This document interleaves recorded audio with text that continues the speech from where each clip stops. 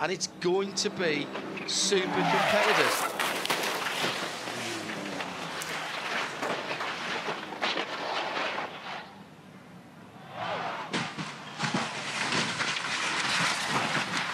Awful, awful sounds of the dull thud of carbon fibre steel and other exotic materials being reduced, and that Aston being reduced to its component parts. The wing mirror just about stays on. The right rear is broken. It's still steering. He dialed in some opposite lock as quickly as he could, but certainly that impact at the metal grate slightly too wide, and we've seen even his teammate Scott Dixon had a very close moment there earlier today in practice 3, just brushed the wall, not quite so hard. But the secondary impact after that, it backed itself into the fence and then how it lifted itself up. Quite extraordinary.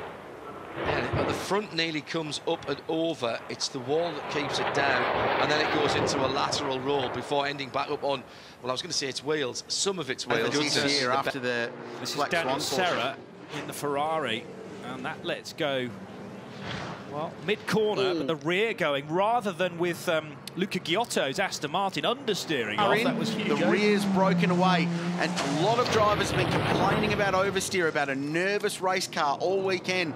These hot conditions, the way the tyres are moving around and the downforce on the car, they're snapping into oversteer.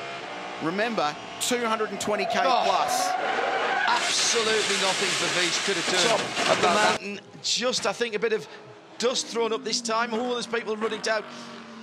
No, it's gone off. Whatever car it is, it's gone off, and the crowd's even trying to slow people down. It's been a huge incident for the Scandia marked cars too.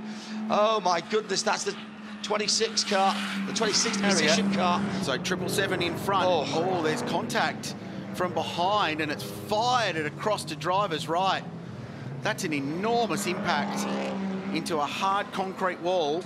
So Everingham's been caught up as collateral damage in that. Yeah, that's exactly right. Man, it was the lightest of touches from the Lamborghini. The red and white concentric circle colours on that car make it very easy to spot, going back to the old M1 Pro Car days.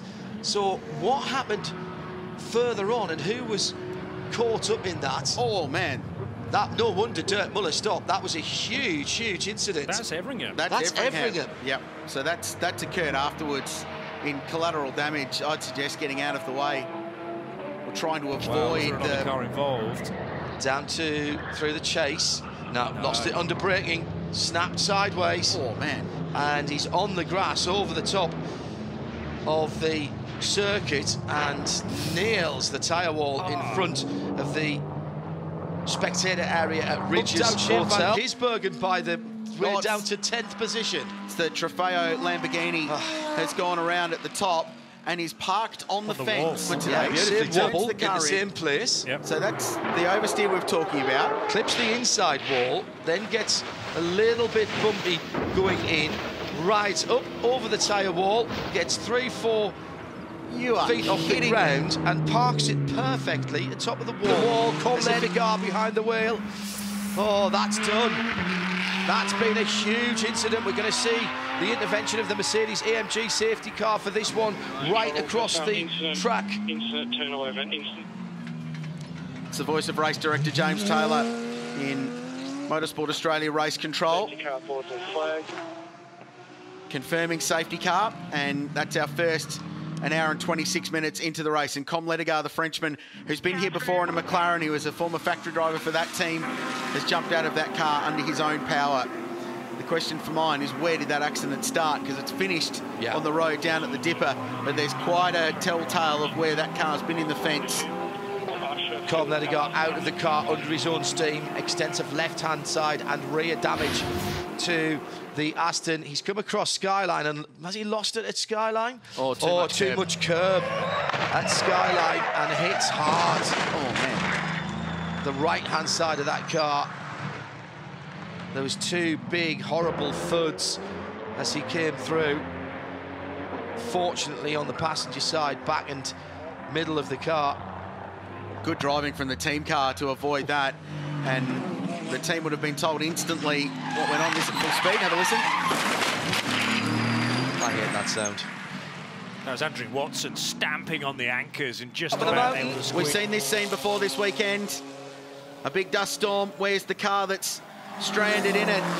And it's gone in big time. It's one of the Audis. They were having a battle together, the two and the 22. Oh, my goodness me. What's happened up there? Garth Tander has had an enormous impact at the top of the mountain, and the front left wheel has been ripped off. The AMG safety car already scrambled. Huge dust storm up there. It has been super dry around these parts. Clear skies at the moment here. Goes for the marked car's entry. Warren Luff got away with that one. That car would later return. One of the big high-profile exits in this was Garth Tander in car 22. Just one of those Bathurst things. GT was down okay. At marked cars when Warren Luff's machine went up. And then Jules Westwood in the wall. Totally rotating on the one side of the car. Oh, has he clipped that curb on the inside coming out of the spares box dipper? Hasn't hit anything yet. No. Still hasn't. The tyre's well, down. It's gone. The rear left tyre down. Left rear tyre's gone. That was